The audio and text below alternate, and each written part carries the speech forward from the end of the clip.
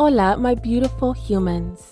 This is Jasmine Castillo, and I bring stories and cases from the people of color community, bringing awareness of murdered and missing Indigenous women, girls, two-spirits, the LGBTQ community, Asian American, Native Hawaiian, Pacific Islander, Black Indigenous people of color. These are their stories. So, welcome to Hands Off, my podcast. Hello, my homekins. Welcome to episode 56, the search for answers for Daniel Robinson's disappearance. As a podcaster, it is my duty to bring important and relevant information to my listeners. Today, I want to bring attention to the case of Daniel Robinson, a scientist who has been missing since June 23, 2021. I had the honor of speaking to David Robinson II, a father determined to find answers and bring his son home. David will not settle for the minimum number of searches and support from law enforcement. I believe that if his case was handled properly from the beginning, Daniel would have been found by now. This is why I am reaching out to the community for support.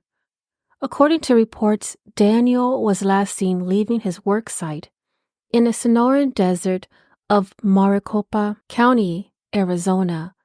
He was driving his 2017 blue-gray Jeep Renegade and is believed to have headed west, deeper into the desert.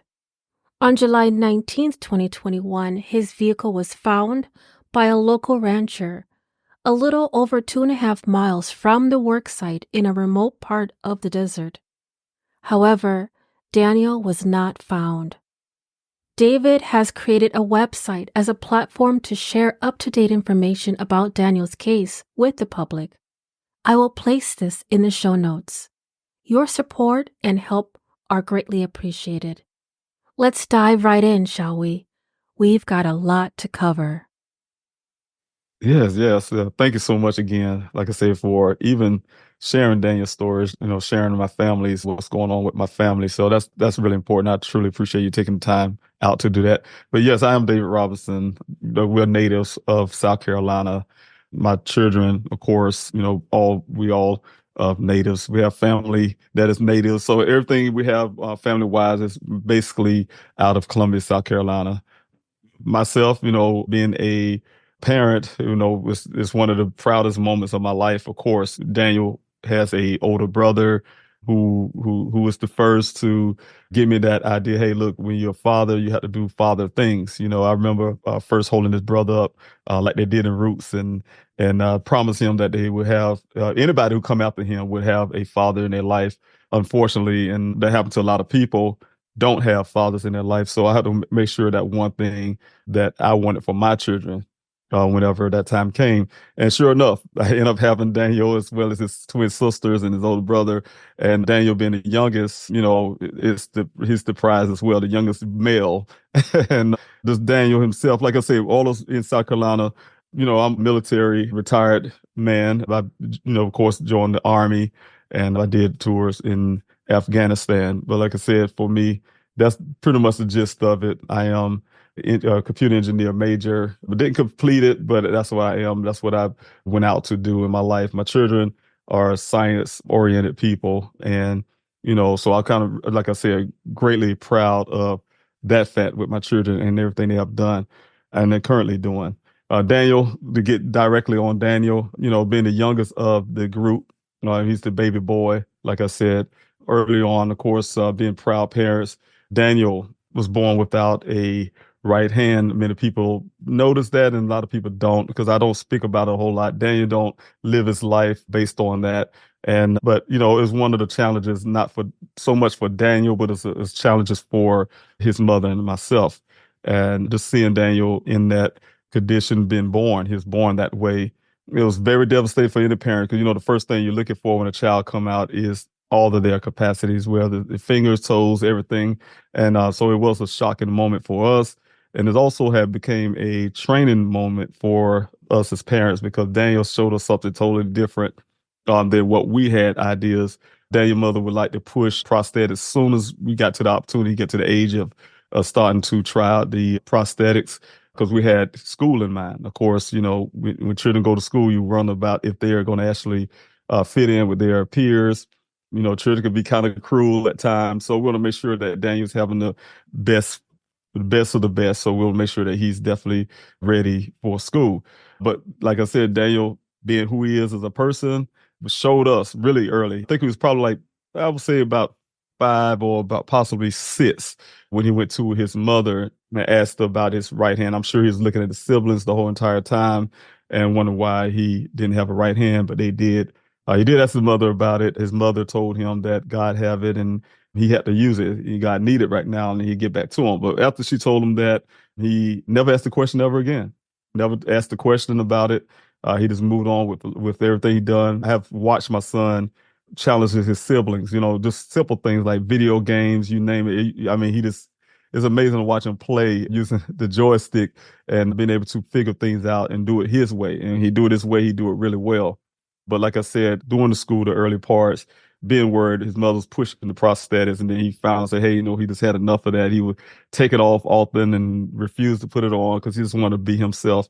And we saw that through the school days by teaching himself how to play the French horn. It's one of the first instruments he have done. In fact, Daniel showed us also that he was going to be known a lot, because he won Student of the Week in South Carolina, Columbia, South Carolina, to highlight his accomplishment of playing that French horn. So he was on the local news and it was a really proud moment for us as parents. And from there, like I said, through school, he looked at his older siblings and he challenged them academically as well. he's uh he's trying to we look at the grades. My son, the older son, he's the leader, so they all looked up to him and he does really well. But Daniel looking at the rest of them and want to outdo him and his twin sisters as well. So academically is one of those things that was going back and forth, but it kind of benefit me and Daniel's mother because hey, of course we want them to do well in school. Once he graduated out of high school, he decided to go to College of Charleston and become a geologist, but he was still kind of undecided, just like most freshmen are. He was a little undecided, but he took that class, and after that, he just fell in love with it. He fell in love with it so much that he done really well. He also showed us that he can be a very friendly person because he have his twin sister was going to school with him in the College of Charleston at that time. They would often report back to me, daughters are. Daniel's always at the parties and always with his friends, and everybody know who he is. So he had a lot of friends. He started gathering a lot of friends really quickly. And that was a little adjustment for us as parents because, hey, we're spending money for school. We want to make sure you actually using that money wisely. Daniel would, say do all the things he liked to do. He was living that real college experience you want to say for a young man. Get out to Arizona where he started his career. And that's one of the biggest points for us as a parent because that's the moment when he started showing us that he is ready and he's ready for manhood, and he showed us that. That's an awesome story. Yes. I love to hear the background about that because it's like, where did they get that push, that determination? And it's like, I want to say it's like father, like son, because here we are. You got that same. It's amazing to hear more about a person other than what's going on today. I like to hear that we have lives. We matter.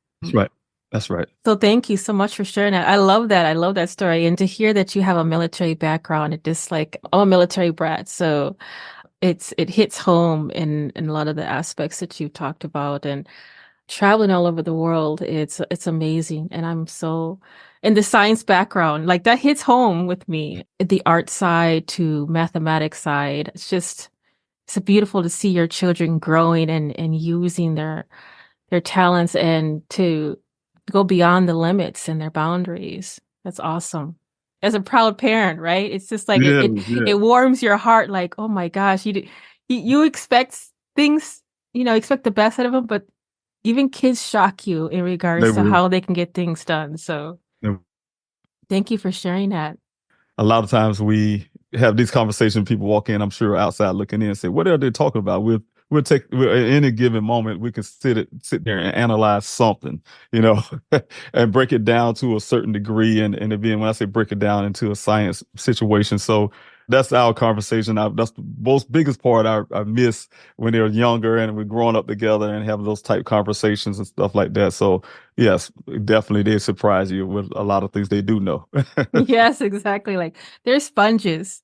Right. They try to like pretend like they're not listening, but Yes. they're listening, they're learning, That's right. and they have a role model to follow. Such a great role model, like yourself and their mother. So it's like to see that it's just it warms your heart even more. So it's awesome.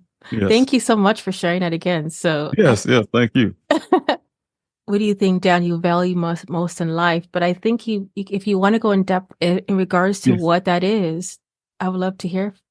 Yeah, sure. Daniel, like I said, even with everything I was speaking of when in terms of him, striving to do better, to challenge himself, he would come to me. I'm an inventor as well. A lot of people don't know that, but of course, I didn't achieve any patents, and I can tell you stories about that. But I didn't create so many things, so my children knew about that.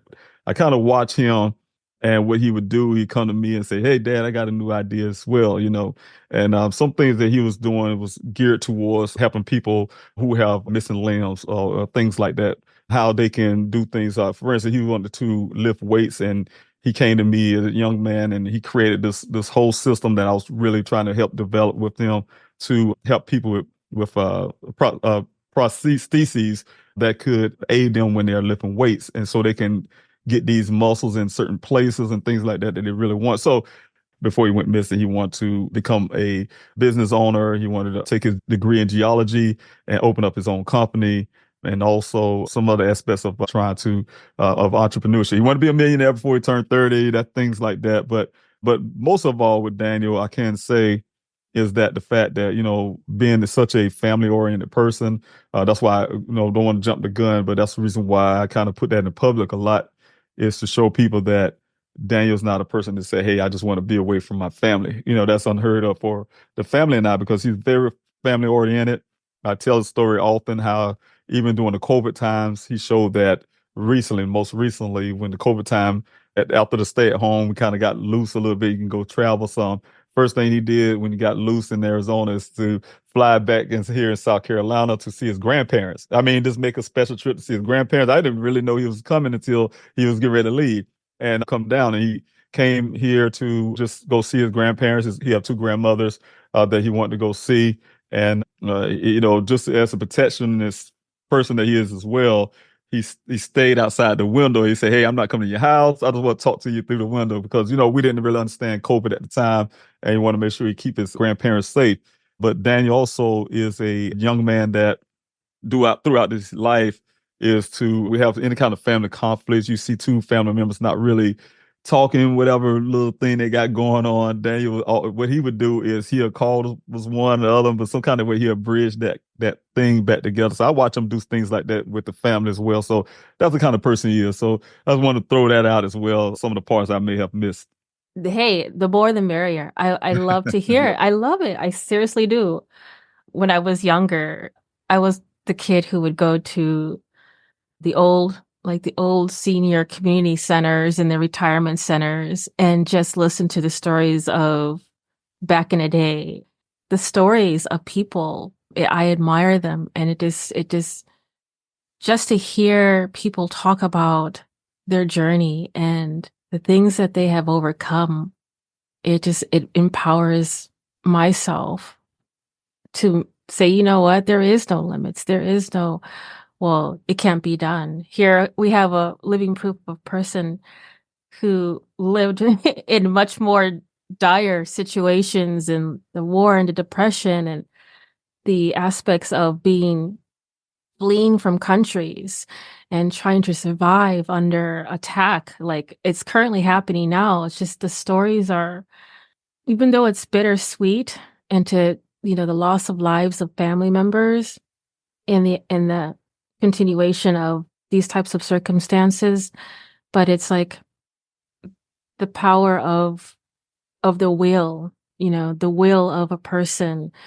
It just brings so much emotion to me because, I'm connected to that. I'm connected to it because I have a story of my own. And it's like we can do it. We're just so determined to get things done, to accomplish things, to make it happen. And one of the things as a child, people will always say, well, you can't do that. You can't do this.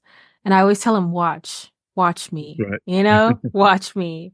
And I love that feeling. And I love to hear that same type of thing good to listen to that. Thank you so much for that. And share the more that you can. That's all I'm pretty Yes, much yes, saying. yeah. Share more. That's right. Whatever you feel comfortable in sharing, I am the person. So Yes. describe Daniel's personality, but if you'd like to elaborate, I can.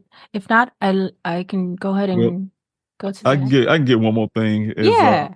that I often ask about, some things that's towards Dane's personality and some of the challenges. I would tell people just missing my son. My 2 hour conversations that I have with my son. I mean, like all the time. That's all we do. And it's to the fact that if Dane would have been calling right now and I'm doing this interview, I say, send him a text or something. Hey, I'm doing it. I'll call you back because or if it's something I have to do at a certain time when he called and it's right close to that time, I know I have to talk to Dane for like 2 hours. It's going to be a 2 hour conversation. That's this period. That's the flat line, the 2 hour conversation. And so, like I said, he know and I know we get me here, we get to talking. It's going to be the minimum of 2 hours. So we definitely have to set aside certain things. But what I want to do is also with his character of a person is some of the things that I would say to people. I miss my son good and the bad moments, right? And sometimes when you have a missing loved one, you kind of look out and say, man, I'll take anything. Say some of the things where I say, hey, a person, you just aggravate me right now, or whatever the case may be, you miss even those moments. I remember when Daniel was in college, like I said, having that big college experience and hanging out with his peers and in my mind thinking about all the money being spent and is he using that money to party and things like this. But one day he called me and he know how to get it from me, but he'll call me. He'll get out from his mother or for myself. So he called me one day and said he needed groceries, and he was hungry. He ran out of food. And, of course, what parent would say no to that? And so I remember sending him some money. And I happened to go on Instagram and look at my page, and then on the feed, I see this on the feed it comes up, and he has some girls in the background. His party. I'm like, I know this guy's not taking the money I just gave him to go party. I mean, it just right an hour after that. So I kind of laugh at, at those moments, and I was like, I said, I know Daniel did not just go out and use my money to enjoy himself. But yeah, but that's one thing for sure is Daniel have a way of, I think when I go back and look at that, his siblings would get in trouble a lot because, he's the youngest and we'll look at, after we come in the room and they going at it about something and you look at them and say, yeah, it can't be him. This is Daniel. Daniel did this, blah, blah, blah. No, we don't want to believe that. Not Daniel, but yeah, he's really, really have a way of getting his siblings in trouble. I mean, him facing the consequences. But that's one of the things I just think about that Daniel enjoying himself with his friends. Even when it's his college, I was worried as well. He would take frequent trips with his friends. They went to Puerto Rico. I never been to Puerto Rico. They've been to Puerto Rico, and I don't know how he got there because when he asked me, I told him no. I told him, no, he's not getting money to go to Puerto Rico. I looked on social media. He was in Puerto Rico with his friends. He told his mother and his siblings that he was going, and his mother gave him the money. So when he was in Puerto Rico, then she called me back. His mother and I divorced, of course, but she called me back and said, Daniel's stuck in Puerto Rico. And, that's what I found out. He's stuck in Puerto Rico. He can't get back. He needs some money. He can't send some money to get back. And I said no. I said no. I said no because I said, hey, he got there, he figured out how to get there, and he can get back. He's still in the United States. So so he found his way back. So but I said that also showed me that he can also figure his own way. So and he have done that when he went to out there in Arizona. He kind of looked up to me. I could see a lot of myself in Daniel. I gave them the background. Give you some little back details too. I became a single parent. And so I was raising him and his siblings at one moment of their childhood growing up. And one thing that I was instilling in them was some of those values when it comes to, especially my sons, to be men.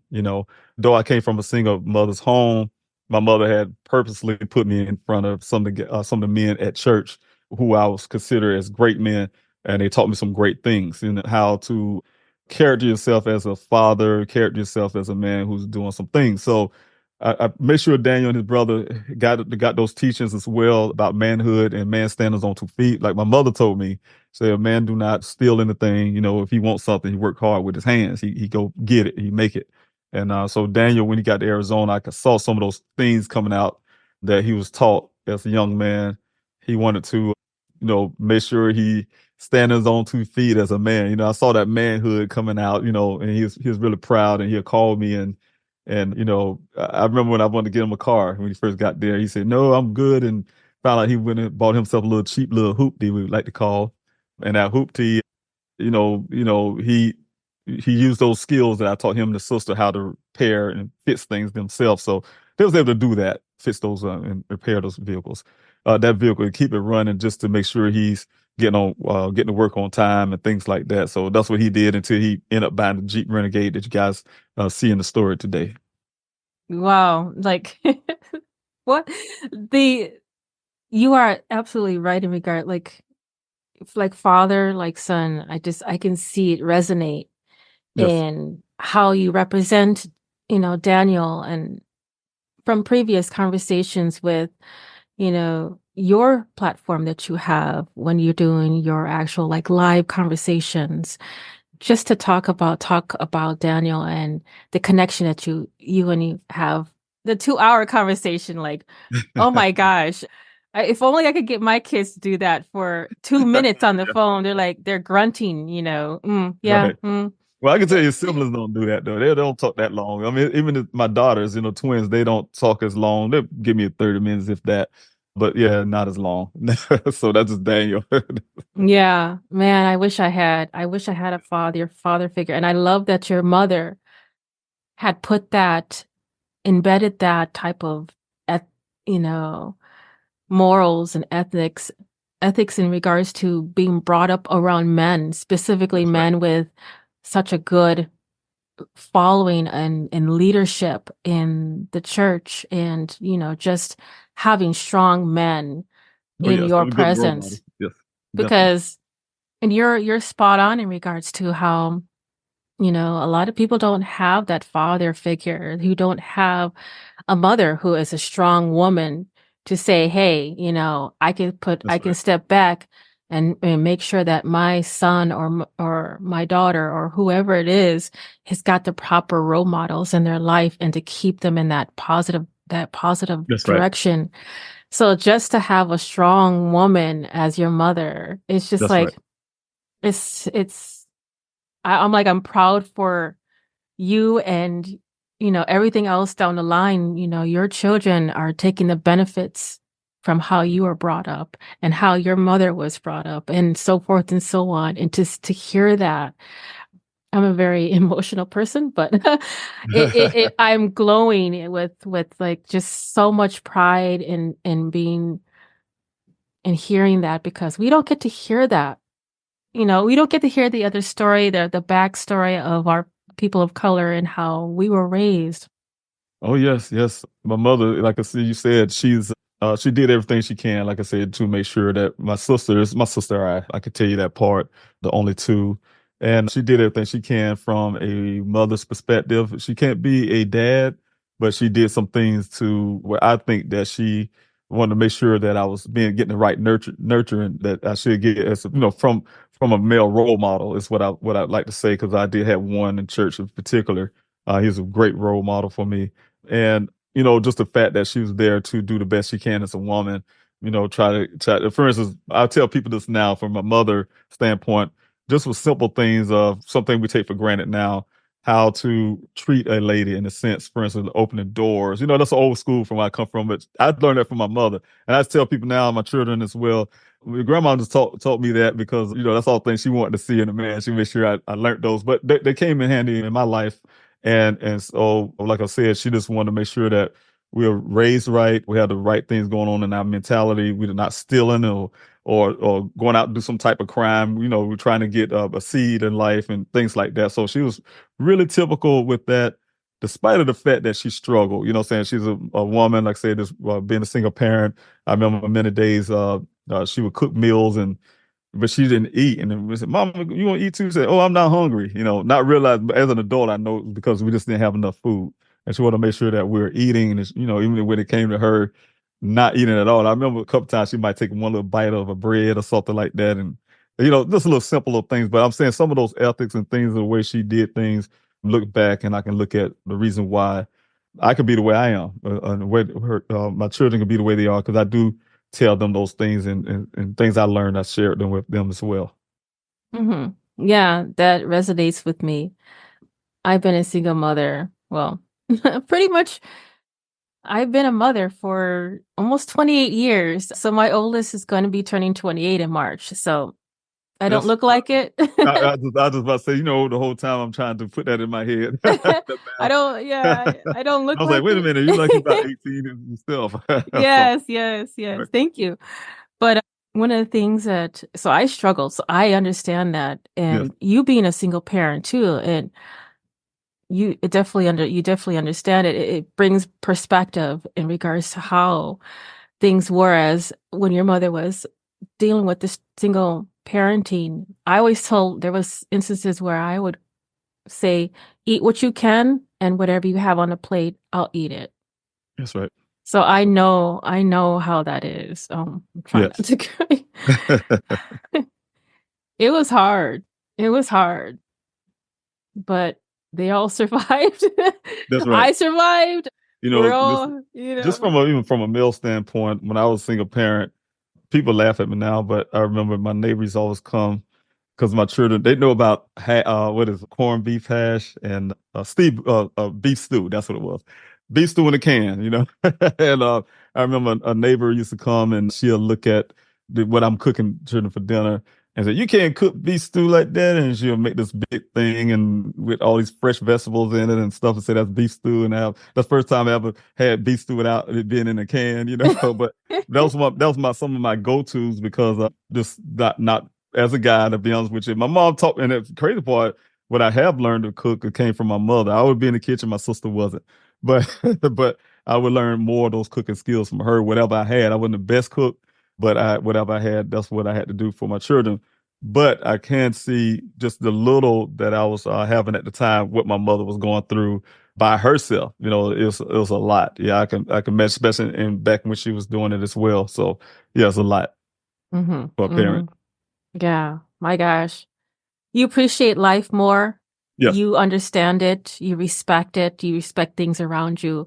Your moral and ethics are heightened in knowing the type of struggle that, your parents went through. And then you have the realization of, wow, perspective is definitely different.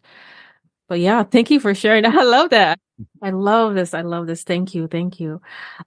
You have there about, sometimes that just really particular that Daniel is especially joyful. That would be one of those things with Daniel. He has a lot of joyful moments. And the reason why I say it that way, because, he's like I said, when he was younger, he always, some kind of award he's getting. He's really happy about that. I think the only one I miss, like I said, the actual, when he was going on television to play the instrument and his French horn, I missed that because I was in Afghanistan. I was fighting for this country, and I missed that. I came back to once I made it back to the States, and I was in Fort Hood at this time. I don't even call it Fort Hood anymore, but I was there and I heard about it through some of my high school friends, on the Facebook page. Hey, your son doing blah blah blah, and I'm like, what, like, but yeah, that's one of the highlights that I remember him in younger years accomplishment just by being on television, and so that really made him very happy. The moment he graduated, of course, you know, that night that I was trying to eat it all up. I was trying to eat all his time up. And he, of course, he have a lot of friends. Like I said, after graduation, his mother left and the other family members left. And I just hung around and I said, you know what? My son graduated from college. Me and him going out together. I had my own plans about it. And he said, he and I sat at a dinner at first. And afterwards, I said, hey, man, let's just go out. Let's have some fun. He stayed with me for I'll say a good 30, 40 minutes. That's the first time I seen him say, well, I could tell he had that thing where he want to go hang with his friends. So I said, you know what? I felt a certain way, but I was like, yeah, I'm going to take this 2 hour trip back to Columbia and go ahead and leave. But I could see that moment of being able to say, hey, I finally, achieved that degree and graduate. And that was one of the biggest highlights for him as well. And, if I can go back and relive that moment with him, really would do that because I just watched him, how, he accomplished that goal and that's what he wanted to do and he did it. So that's one of the things I want to elaborate on that as well. Daniel, when he went to Arizona. That's why I know he really loved geology.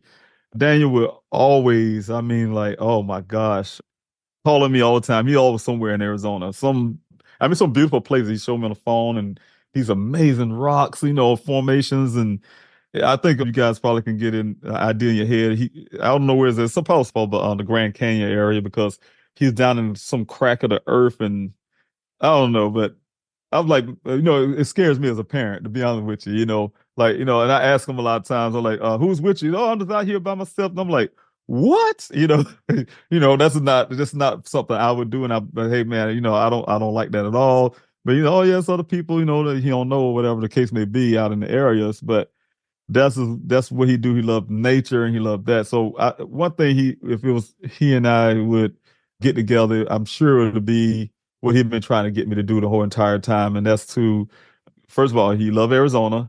He tried his best since he'd been there, try to get me to move to Arizona.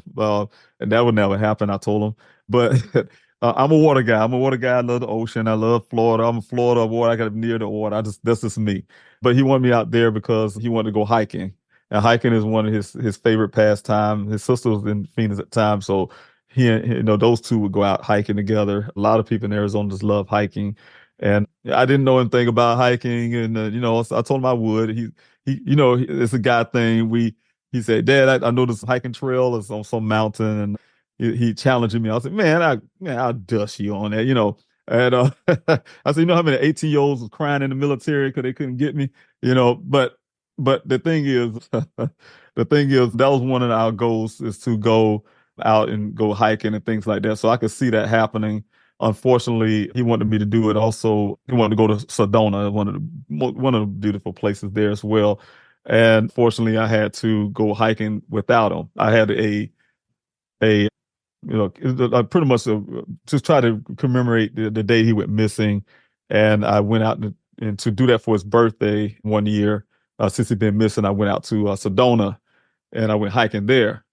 And it was a bittersweet moment because I know exactly I was doing it for him in honor for him, but at the same time, I understood why he loved it so much because to be honest with you, I wanted to do it again. So I still want to do it again.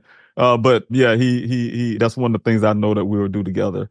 If he was to come, if he was at this moment, we want to spend time, it would be definitely doing that hiking together because that's what he wanted and that's what I want to do with him.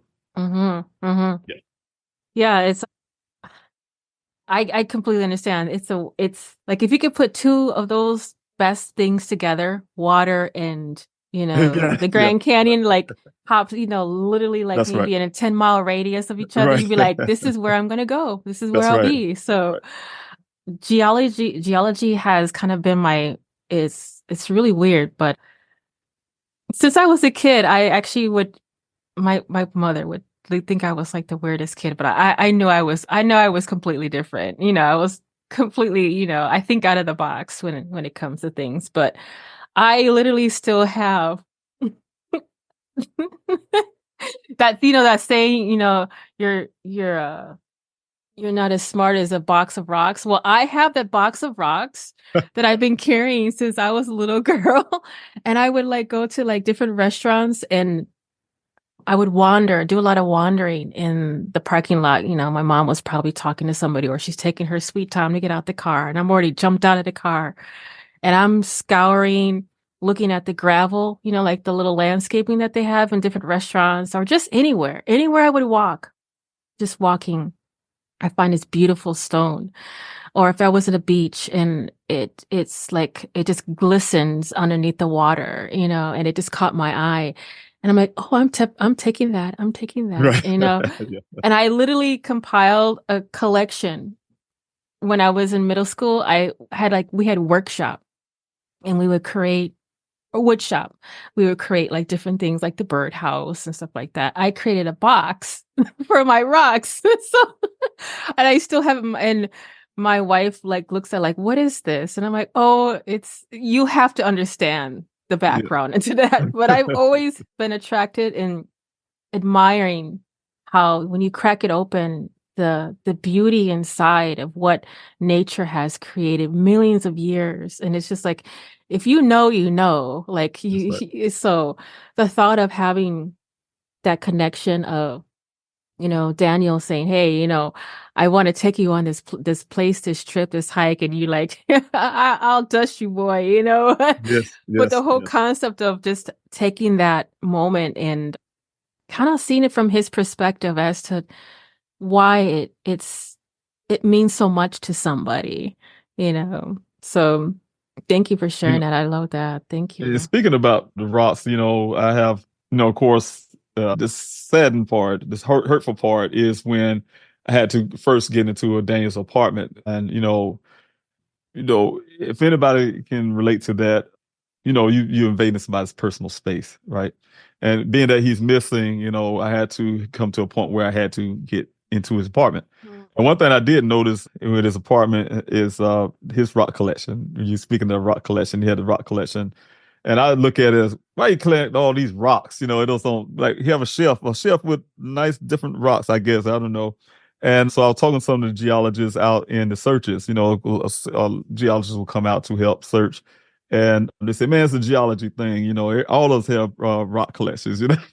So, so when you say that, I kind of was laughing in my mouth. I said, yeah, that's exactly, a science mind, to want to look at certain things and, like I said, the beauty of how things are formed and things like that. Because I know in geology, what I learned is that they know exactly where those rocks came from, what mountain they came from, what part of the earth they came from, different things like that. So, and that's the what certain, I think, crystals or minerals is embedded in that rock, they can look at. So just the whole detail of that science part of it. I could see you as a little girl, like you said, going to collect those things because you could see that sparkle or whatever the case may be.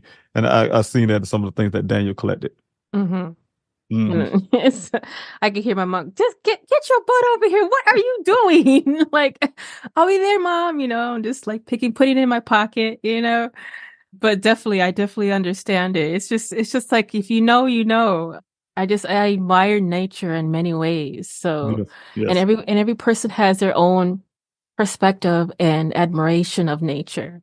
And that's that right. was Daniel's. That's So, right. That's right. Yeah, he was the desert and I was the ocean. My goal is, his sister is a marine biologist, so oh, um wow. yeah, I found out that's what she wanted to do. I was like, oh my gosh, I finally get my life dream because she and I are gonna go scuba diving together. That's the part of Earth I love. Underwater somewhere, underwater world. So to have the opportunity to do that is one of the things I was looking forward to. Oh, So wow. yes, of course. Wow, wow. But yeah, he definitely loved that desert and he loved it. I like it too in some aspect. I had to live there for about 2 years, searching for him. And I say, hey, I never lived there, but I end up there in an unfortunate way. But I did learn to enjoy some of the things that nature has to offer when it comes to the desert experience. Hmm. I was just thinking that it's a bittersweet situation. Like, It is. It is. if it was under different circumstances, you would probably enjoy it even more. Even more But so, yeah. it's almost like your hand was, in a sense, forced to That's right. something that you weren't even anticipating and doing under the circumstances. So, yeah, tell me a little bit more. I guess you can probably go into that if you want to answer any more of the questions. He's just well versed, just like I am too. We're just music lovers. Well, I mean, we can listen to almost anything, around the house. That's just where it is. From you name it, all kind of genre. That is what we are. We just love music. So of course you can tell that by my family. We all music people as well. My mother's a singer, and I'm a singer. Believe it or not, Daniel is a singer. People don't. I didn't know that. To be honest with you, I didn't know that. Like I said again, till you get into certain his personal spaces. And I happened to have to get into his phone and I saw a whole video he created. So I'm like, where did he get that voice from? I mean, it's excellent. And Wow. but definitely we have a lot of singers in the family, musicians. I'm a percussionist, play the saxophone. So Daniel, he played like he started with the French horn, but he's a trumpet player. His brother plays the trombone, and and so on and so on. Just different instruments. So it's one of those music oriented families. We, like I said, from gospel to you name it, country, bluegrass too, if believe it or not. But it just that no matter what it is, it's music that we love. So I say Daniel, his favorite music is I couldn't pinpoint it to literally one thing unless he told me that one of his favorite. Man, I'm in the past life, I was a first, second soprano. Plus, I'm Oh, also, so I get it. Music, I used to play the violin and cello. oh wow, So, yeah, the voice is such a powerful instrument. And I'm it using it is, in an it is. aspect of this podcast. It's a powerful instrument. When you need to use it for a reason, this is the purpose of it. So, That's right. yeah, for sure, for sure. Wow. What I like to do as a parent is to making sure that he know he's not a child anymore. That I'm here just as a guidance counselor in a sense. Parent mode roles turns to guidance roles to me, and so that's the reason why I'm at just to help him guide his young life, young adulthood up into grown, older adulthood. So that type deal. So there's always be a person there to help guide him to some type of wisdom, do some wisdom to help guide him to his direction we're trying to do. So this person, that's when he come to me and talk to me about anything and what my opinions are, and he value those. So that I like that too. I know we want to get more in detail about the story, but whenever you're ready Yeah, to go on to the next question, or we can jump into anything you like. yeah. We can go into more of the story and let you know how story of Daniel, how he ended up going missing and how that impacts us as a family as well. If that's okay with you. Absolutely. This is your platform. Take Yes. take it. Yes, I appreciate that. Yeah, well, with the whole entire, event of my son being missing, of course, that's devastating. And I want to make sure, and I put this up front, and I've been trying really hard to do so in different forms. Daniel has a mother, he has two grandmothers, he has a grandfather too, and he has his siblings, of course, his cousins. So you have a whole family dynamic. Daniel's a person that contributes to society. He's, and I hate to say it this way, and I've seen one person mention to me that it's sad to Laura Coates from, I don't know if you guys know her from CNN, but she was saying that, it's sad that I have to say it's like a validation of who Daniel is. And sometimes, often, of being a person of color, we do that in public. So to give our person some weight or some value, to others. And, he's contributed to society, like I said, and he don't have so much as a speeding ticket. So I know one instance he should have gotten one, but a speeding ticket. So, but having said that, but he's a human being.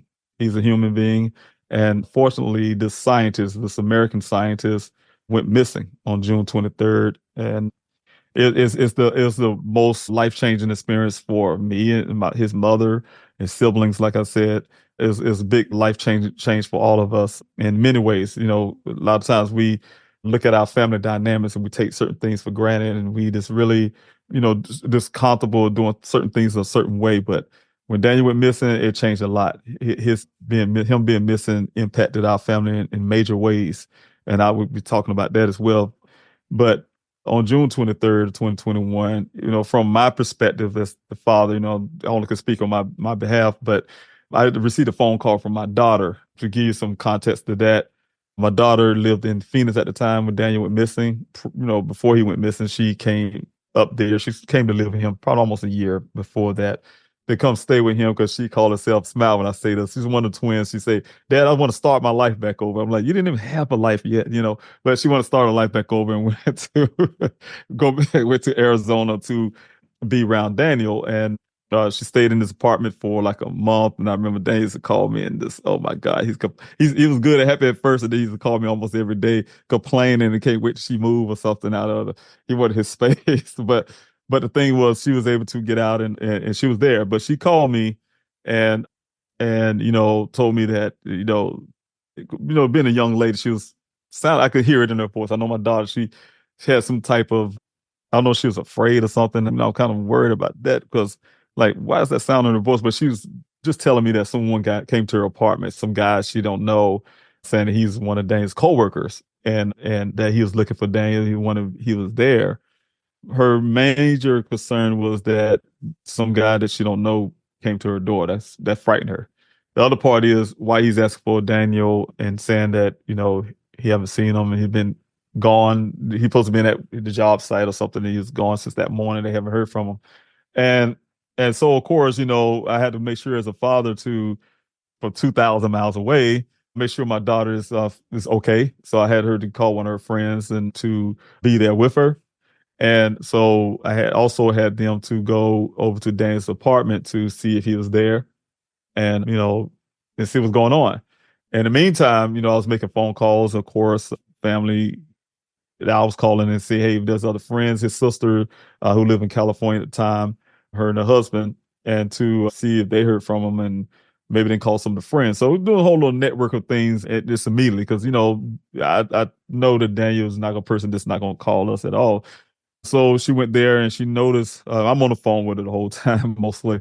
She knows that his vehicle was missing, but his doors was locked. His door was locked, but he had a light on in the living room. You could tell. She said she looked through a patio window. You could see kind of the blinds kind of cracked or whatever. And the way it was, she saw a ceiling fan or something moving, and it seemed kind of odd, something out of the ordinary. She didn't like that the way it seemed. And of course, so I still wanted to make sure we do our due diligence, calm it down. Maybe he's, somewhere which as a family, we know that he wouldn't just not speak to us and let us know what's going on. So, but just in case, sometimes things can happen differently. I told her, just take a breath and, we're going to find out where he's located because she started freaking out that something probably happened to her brother. And so over time, when I go call his job to find out a little more details of this whole day and why they was come looking for him, then that's when they told me, hey, yeah, he was said that he left the work site. I didn't know what it was at the time, but the work site that morning, they gave me a rough time. I think they said it's like 8 a.m. And and so I look at the clock because I'm 3 hours that time of the year. I'm 3 hours behind. I mean, ahead of Arizona. So I look at the time difference and I'm like, wait a minute, that's over 6 hours. That's Daniel would not go anywhere. I don't care where is that. He can say, hey, he surprised his sister, for instance, driving to California to see them and her and her husband. And halfway and almost there, he called and said, hey, I'm coming. That type deal. But he always gonna let us know something, right? Somebody knows something. And I look at time like that is not out. So of course that's when I knew something wasn't right. Definitely wasn't right with Daniel. And so I called the Tempe Police Department, which is that's the city that Daniel lived in at the time. He was in Phoenix. Like I said, his sister came in and he wanted to get away from his sister, I guess, in the city, but not too far. He just moved to the next city over, and this almost right next to each other. And so I called Tempe Police Department to get a welfare check. Hey, look. And I'm gonna tell you the scary part about this, and if I can interject this as well. It took me about, and I can be honest, it took me at least I'll say about a good 30 or 40 minutes to make that phone call. And the reason why is because I come from a place where I have police brutality. And I have scars on my body to this day from just simply walking home from work, from police, brutality, right? And so the first thing came to my mind is that I'm 2,000 some miles away and I'm calling law enforcement to go check in his apartment to see if he's okay. And I'm not there to watch them, right? So it frightened me a lot, right? So the long story was that it took me a while to say, hey, I just have to do what I have to do because what if somebody stole his vehicle, his light is on in there. I want to make sure there's no foul play is going on. Something happened to my son inside the apartment from what my daughter describing. And so I did that, and law enforcement literally turned me down on that because I mentioned, because they asked me, where was he last seen? I said, well, his job said he was near, because I didn't know any information. They said this White Tank Mountains. I don't know that about Arizona. So I would use the word White Tank Mountains. Oh, that's in the Buckeye area. You got to call the Buckeye Police Department. I said, well, no, he live in this Tempe place. And they told me, no, you got to go call the Buckeye Police Department. They shifted me over to that department. And so I did reach out to the Buckeye Police Department, who I asked again to do the welfare check, but they wanted to get the information, of course. And when I gave them more information, I was able to look at the clock again. They told me he hadn't been missing for 12 hours yet, right? So I got to wait 12 hours. So I had to hang the phone up literally and pace the floor for 2 hours and then call back. Right? It's crazy just to say he's missing. Now he's missing. It's been 2 hours more and he's missing. So that's when they took the initial report and then called the Tempe Police Department to see if they can do their welfare check. The welfare check consisted of them just simply going by his apartment. I call it a drive-by. They reported the same thing that my daughter did. Oh, we see a light on through the patio. The doors are locked, that type deal. I was really mad because I was like, hey, nobody can go inside.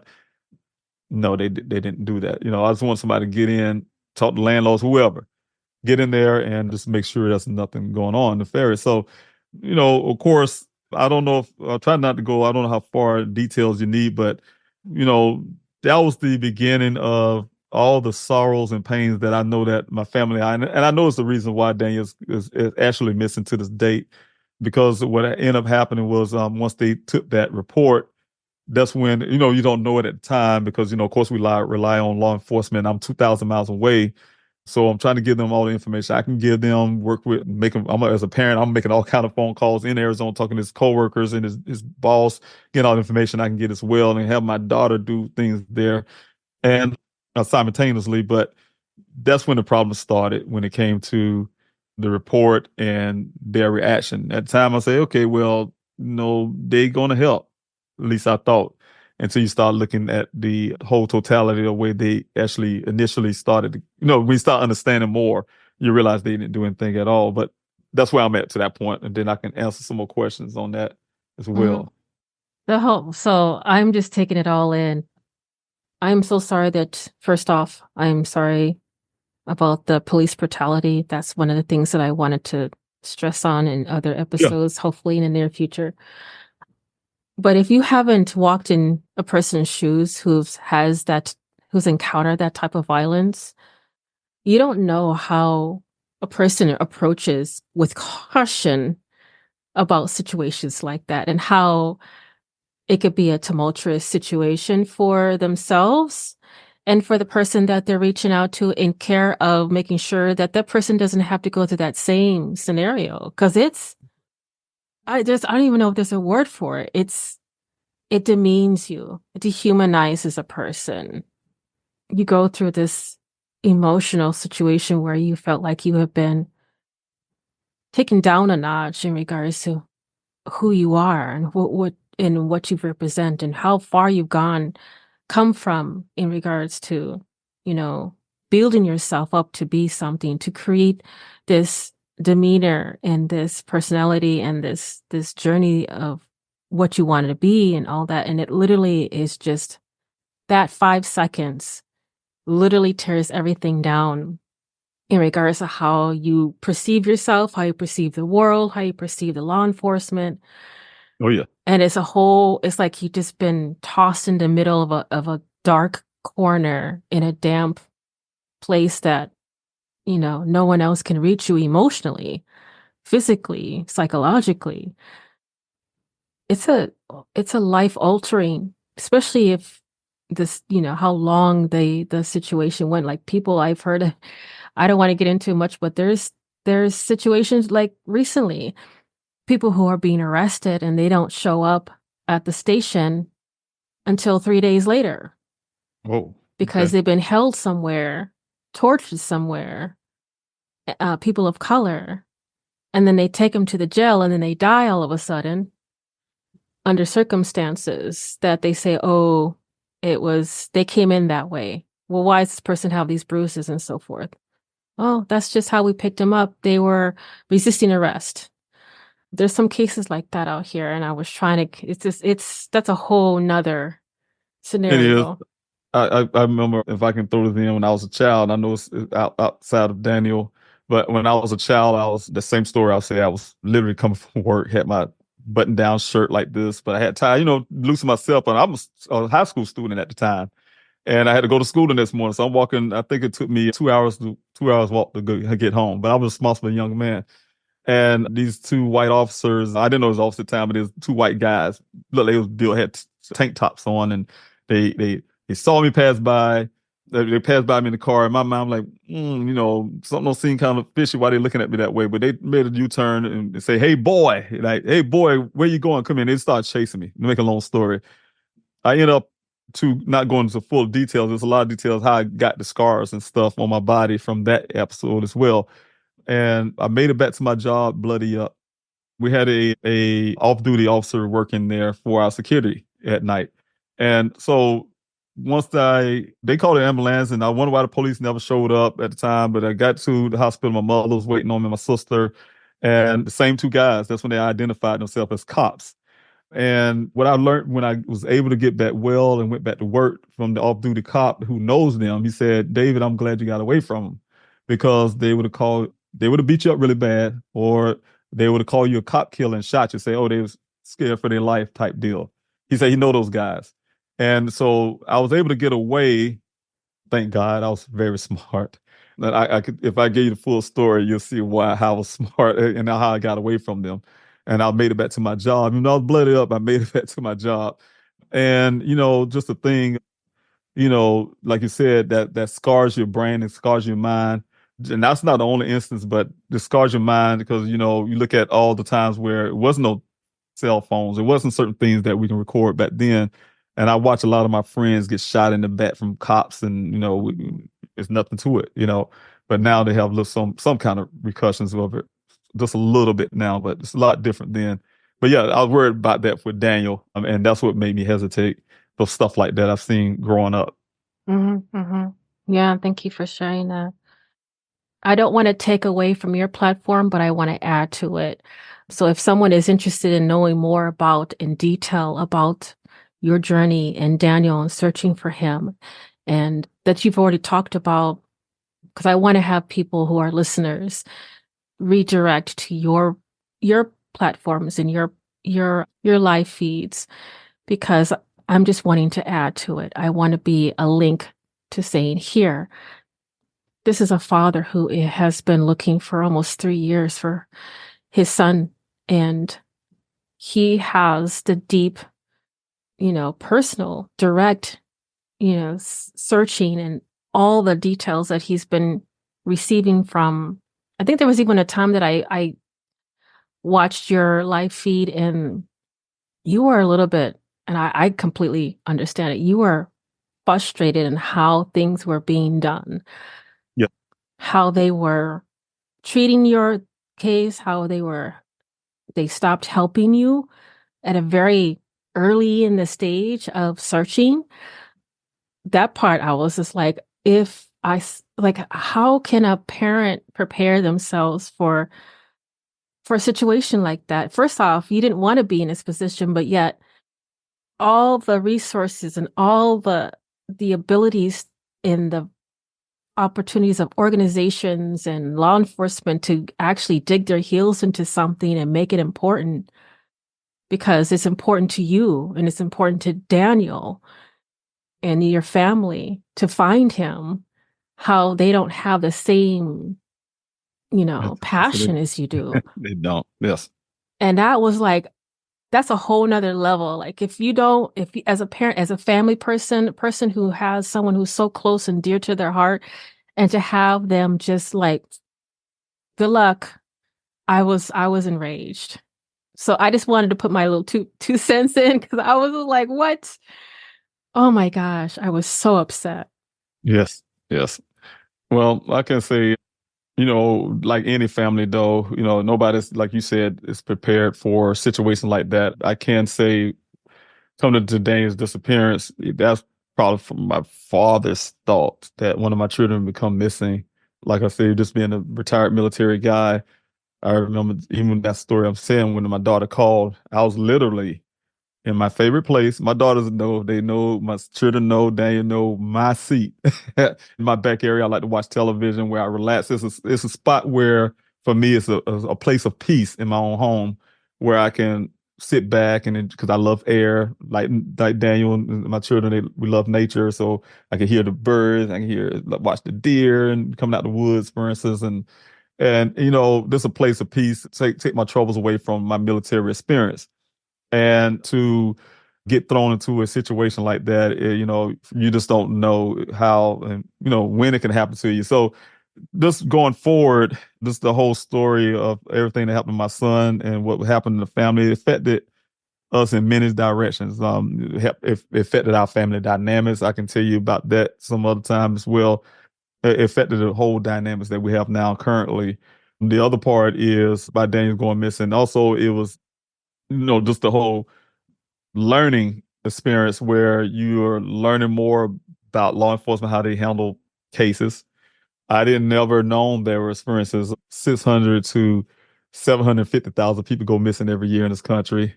I didn't know there was 2,300 people go missing every day in this country. I didn't know that 40% of all the missing is Black people. And I know that is only though, even though we're 12% of the population. So the thing is, it affects people of color a lot more. They don't speak about the indigenous folks and the indigenous women that go missing alarming rate as well. And yet we don't get and I had to live it, rather fighting to get Daniel's story on a national level for 3 months straight.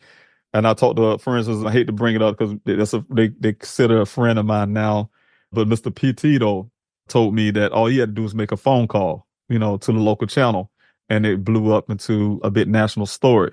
I had to fight for 3 months just to get a little local stuff going first and to get it to that level. So, long story, it goes back into the same teachings that I had with my children, Daniel as well, that sometimes his older brother, that's the way I can go at. He is a young man.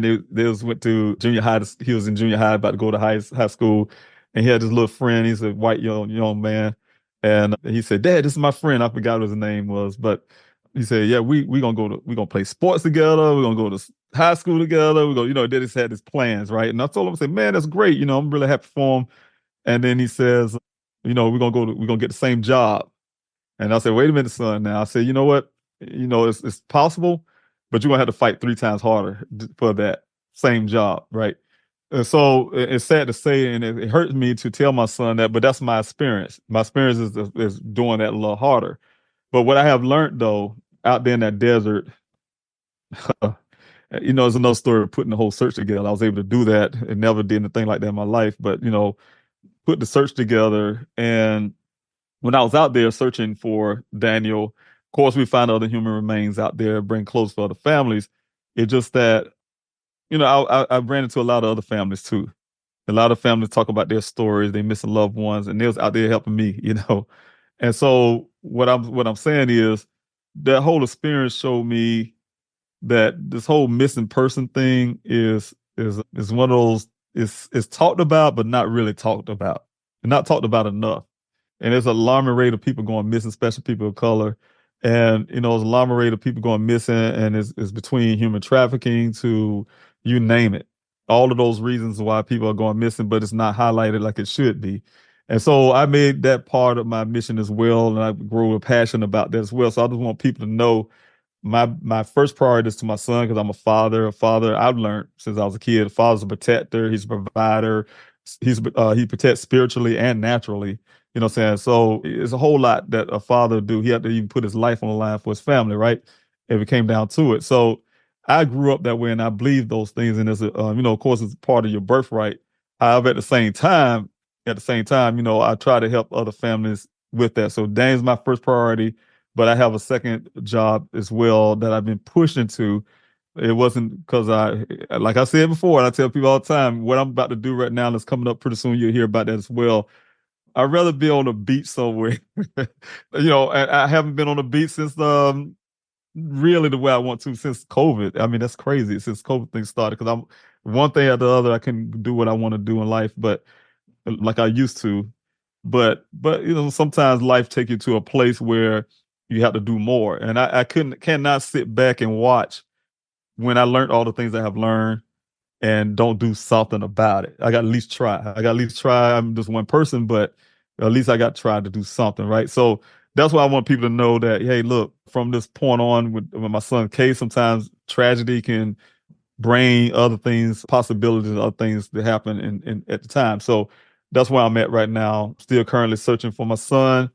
At the same time, I'm advocating for change when it comes to these laws and these things that's happening in this country when it comes to missing persons. especially those of color. Because if you look at the Daniel Robinson Foundation, underneath it says closing the gap. And closing the gap mean that, hey, look, we got to close those loopholes and those disparity marks that's there. So that's my job, and you'll be hearing some more things about it. So I just want people to be aware of that. And I definitely need that kind of support because, what I plan to do is going to take a lot of support, and I need support. So I would like to share it with you. I'm kind of talking around the corner, but I would like to share it with you now, but I just wanted everybody to be aware of that as well. And so, just need that support because we got to do something about that. So what happened to my family and what happens to other families, like I said, Daniel's America's son. It happens to a lot of families in this country. And, we're going to stop that. We have to stop that from happening.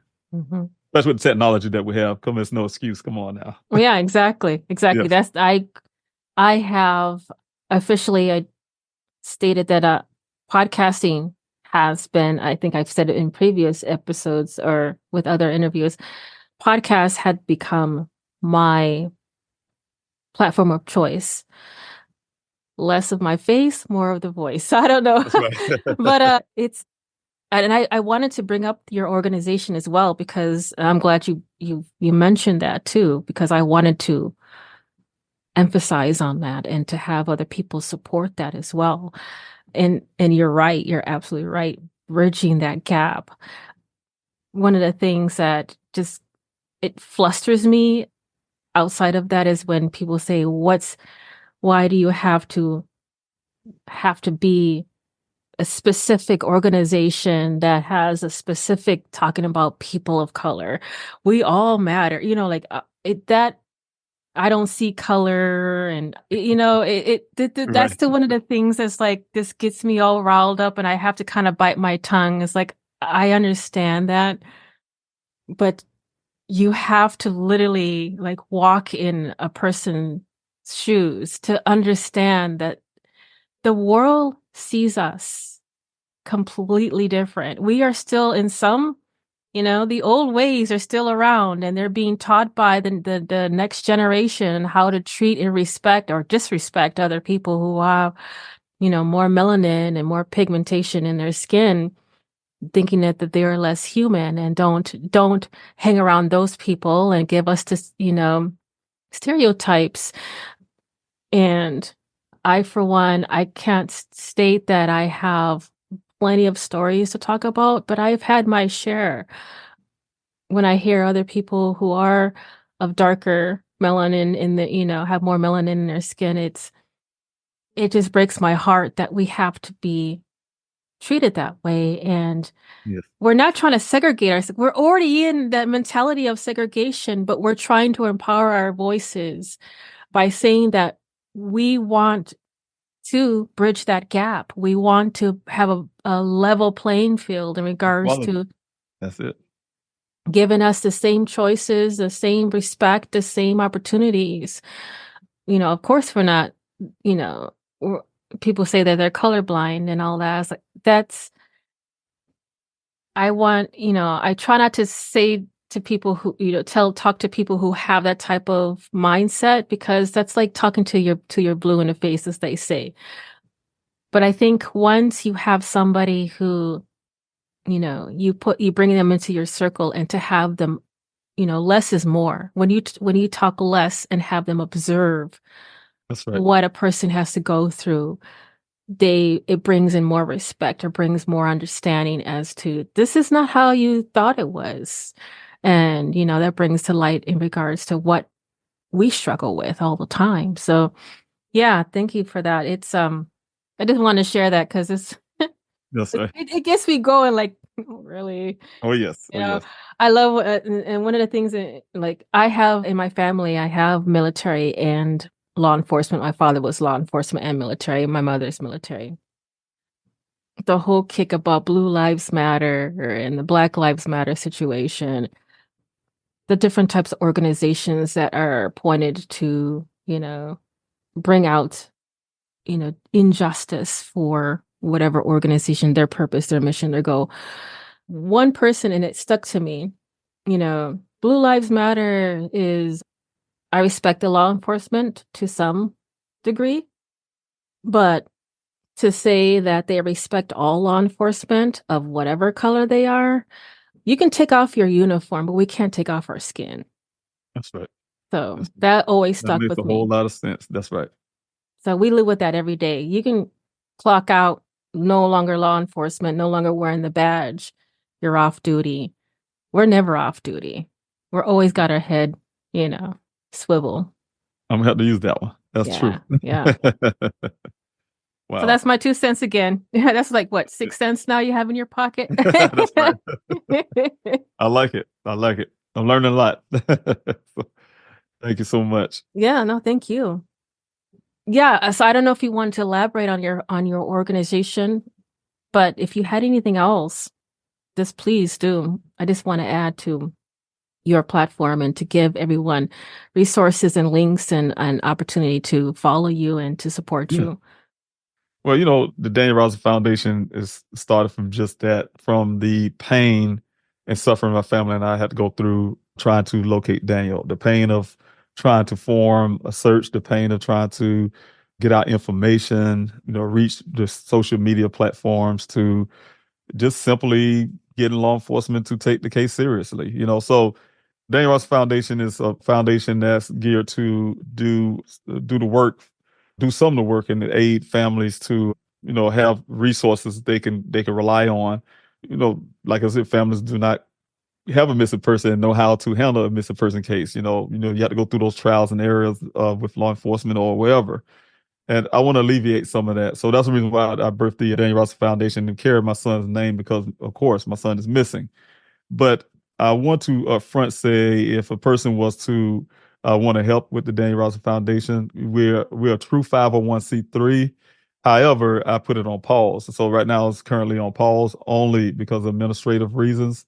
One of those reasons is we don't have certain things in place because if I'm putting it on my son's name, I want to make sure it's providing those services that we say we're going to do. And so that's what I'll tell my board members is that, hey, look, we need to be ready to provide those services. So it's currently on pause. It should be, ready up and running again sometime this year, working on that. But I just wanted everybody to know that's what the foundation is for, and that's what it's built for, is to provide some of those services, provide all of those services that family need, but specifically for people of color, specifically to make the playing field, if you want to say even, just like you were saying earlier, to bring on equality because people of color do not get the stories put out there the way it should be. People of color do not get the resources that they need. I have reached out to many, many nonprofit organizations to help me out there in that desert. I did not get law enforcement help, not a dime for law enforcement, not a dime for any other 501c3 or any organization out there except for one. And it's sad to say, and that was Black and Missing Foundation, where they donated money, they donated drones. Derek and Natalie really did some things. So I really appreciate them. And, and I reached out to many. People say, hey, reach out to Avengers with a Purpose or reach out to, I can't think of the other one that's always give me a Texas Echo Search or whatever the case may be. And I reached out to all of these people. They never showed up. And in fact, not talking bad about anyone, but Texas Echo Search told me that Daniel didn't fit their profile, whatever that meant.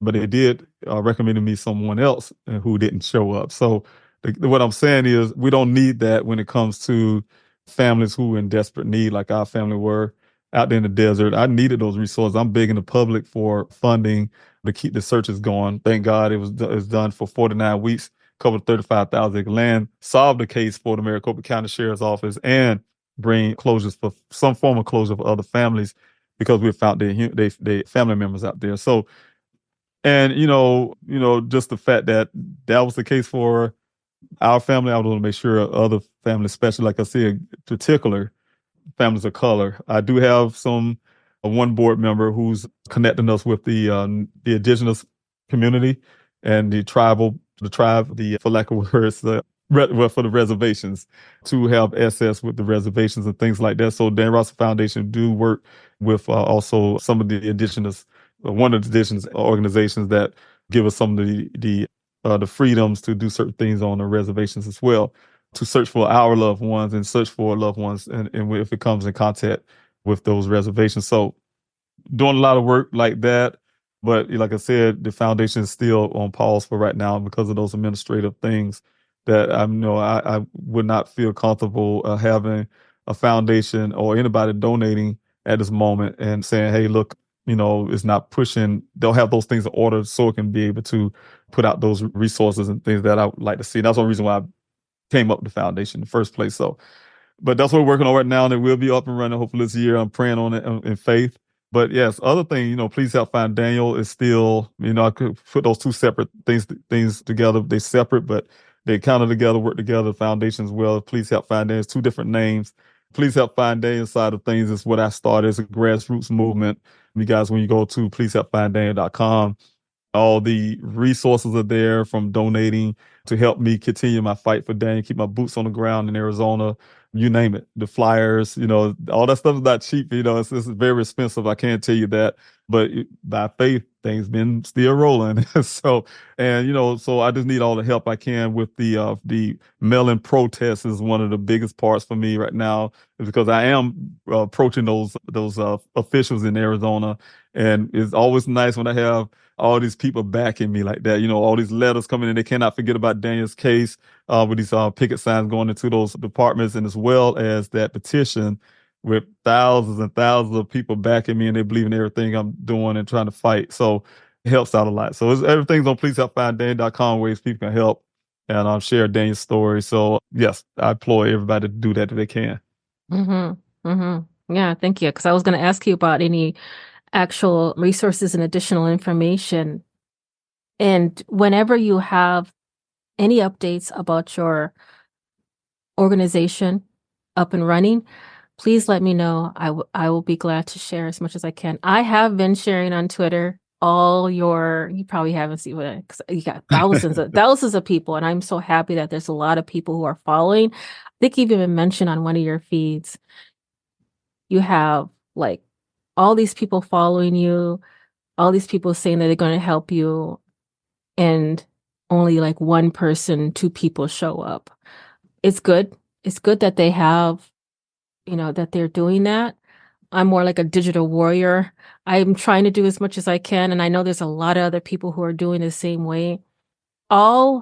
Anything and all helps, no matter where you're at demographically, if you're in front of a laptop, if you're boots to the ground, everything matters in regards to finding Daniel. That's right. That's why I really push, because I do have a lot of people.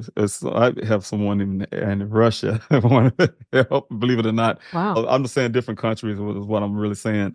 And, they say, hey, Mr. Robinson, how can I help? And I don't live in Arizona. And that's the reason why with Please Help Find Daniel, I have the flyer distribution where you can go to the website and download the flyers if you're here in the States. So no matter where you're at, because those flyers have to go across this country, because I believe the person or persons who may know something could have been in the U-Haul. I use that same analogy all the time. Been in the U-Haul riding down Sun Valley Parkway, saw something that day or wherever they was doing, and then now they live in Little Whiskey, Georgia. I'm just saying, I use that word all the time. Little Whiskey, Georgia. The reason why I use Little Whiskey, Georgia, I ran into it. The smallest place I can think of in Georgia, and the backwoods. And they live there now. And if they only can get that flyer, and that flyers, they'll jot their memory. And that's a lead. Also, the fact that I don't know I know foul play happened on that scene when that vehicle showed up. I just don't know what that exactly means. Daniel could be held captive somewhere, somebody, whatever the case may be. Those flyers have Daniel's picture. It has also the tip line. If a person want to say something, they have a conscience, and they remind them, they see this flyer, they're gonna want to put out the information. So those things are important. So that's the reason why I make it available for anybody, everyone they want to help in different ways. The mail-in protests, like I said, you can do that from home. This all you're doing is, it's a form of, if you don't want to donate money, the donation can be, again, with the flyers and also the protest, because what you're doing is using your ink. And I know it's paper. That's why I say it's a donation form, is because you're downloading and printing out these flyers, or you're printing out these picket signs, and you're mailing those picket signs out to these departments. That keep Daniel case from becoming a cold case. As long as the public's interested in that case, it will not go cold. Trust me. Especially they cannot go cold when they're not finished doing the complete work that they should, that I'm fighting for. So I need people to get thousands of flyers into those departments every day possible, and all across the country. So that's one way you can participate. Again, everybody know the petition, no matter where you're at. And also, just sharing Daniel's story. So no matter where you're at, it's possible to share and to be active in helping me find Daniel. And I'm not, when I ask this stuff, I'm humbly asking that because I really appreciate everybody who have done that. I tell volunteers all the time in the desert, like, look, you spending your gas money, you spending your time, you risking, because it's hot out there, 118 degrees. Can you imagine that?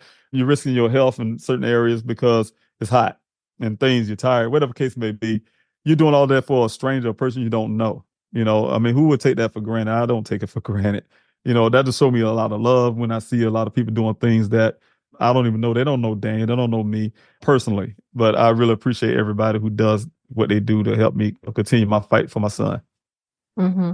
And I wanted to extend that thank you, whoever is currently a listener who just got into, starting to listen to the episode or has been following David and the search for Daniel Robinson on his platforms.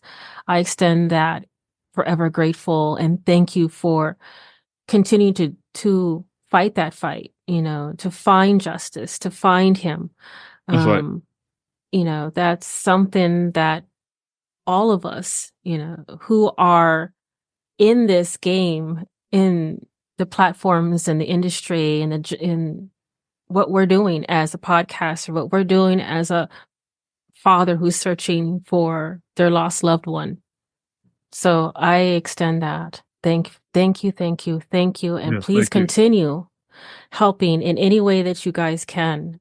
I'll provide the links and show notes, any resources that I can provide, like the petition. If you have that continuing, I'll go ahead and add that as well in the show notes, and any other additional information that you provide to me, I'll go ahead and place that in there too, because, I just thought of this, like, it takes a village to That's right. raise, you know what I'm saying? That's So right.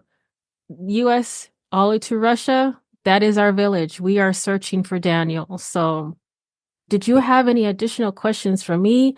But I think if you have anything to add, I think we probably had a good closing. Yeah, sure. Like I say again, I really appreciate everybody. I appreciate you as well for even extending your platform to help Daniel. Hadn't been for a lot of the true crime communities, the podcasters, Daniel wouldn't have a voice. It's one thing to get a person's case up on a national level. It's another thing to actually get it heard by everybody, because not everybody look at certain things. So, but we do look at social media, and people take their time out and show their love, like you are showing your love here for family. I truly appreciate that because it goes a long way. Your passion and what you're doing helps families like us. So I really appreciate you, and I thank you so much for even taking this time, like I said, to stay in your platform. No, it's been an honor. It's been an extreme honor. I wish we could meet on different circumstances, but like you mentioned, in technology, we are able to connect to people on so many levels when it comes to, and it could be for the best, and it could be for the bittersweet moments like this. So yeah, I thank you for even accepting this opportunity to speak with you. I just didn't, I don't know why I kind of belittle myself in regards to, like, oh, David, no, gosh, he's got like so much going on. I don't know if he's going to have time for this little old, but I No, think no, no, go everything, ahead. I apologize. yeah, everything, every little bit counts. Every It little bit does. It matters. does. It really So, does.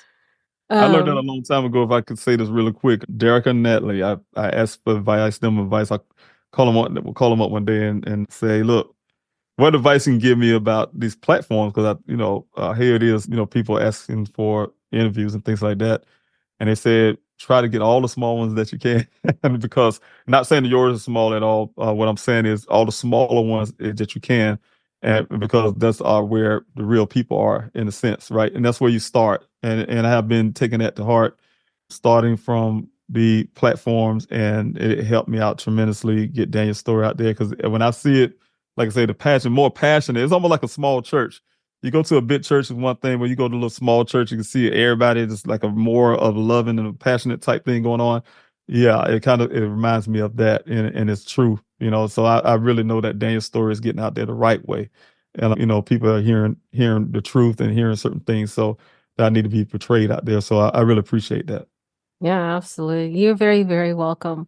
And I've been like back and forth for the last year and a half with Natalie. So I've been trying to get her on our schedules are just like she's got a lot of going on too. And Oh, they do. Yes, I very am busy. so proud and I'm so honored to even, help out in any way that I can. So yeah, that's a wonderful organization and I'm glad that they came out and helped Oh, yeah. out Yes. Yeah, they there. really, yes, wonderful, wonderful ladies. Yes. So, Mm-hmm.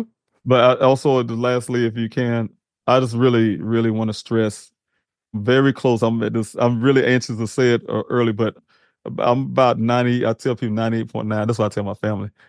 Sure of something I want to go do here. And I just want to know tell people when they hear a new side of things where I'm trying to work even harder for missing person cases. And I need the support because what I'm doing is going to definitely change the way I can approach law enforcement when it comes to pushing them to do more of my son's case. I need them. I need them. That's why the mailing protest is really important.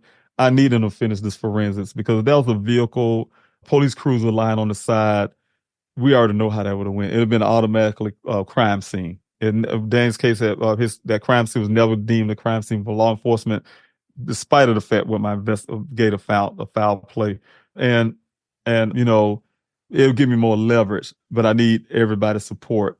Give me the leverage that I need to push law enforcement even harder to force them to get these forensics done on this vehicle, the clothing that was found on the scene, the airbags, et cetera. So I just need those continued support. And so just please, that's all I can say. I'm losing, what I would like to say, but I just need the support. I really Mm-hmm. need that real strong support. The same grassroots that came out at the beginning, I'm gonna need it even more now. Yeah, you got it. If that's the least that we can all do, all of us together can make a huge, huge difference. Yes, So, and I want the best for you in your search for Daniel. I want him at home as if he was my own because he is. right. We're a very broad community and knit community, and That's right. every person that's out there needs to be brought home. So, They and do. I thank you so much for this opportunity, David, to talk about Daniel's story and your journey and how have everything come together with all the things that you have done. It's been an honor to actually be part of that, and I wish all the best, and I will continue doing what I'm doing on this side of the world in helping as much as I can. So thank you so much for this opportunity. I truly blessed to be here. Thanks so Yeah. much. Thank you, David. If you enjoy our show, please rate us on Apple or Spotify. And be sure to come back and listen to us every other Thursday. Until then, this is Jasmine Castillo. We are Voiceless No More. Proud member of Darkcast Network, Uncovered.com, Transdo Task Force, Crime Survivors for Safety and Justice, and partner with Search and Support San Antonio and Seasons of Justice.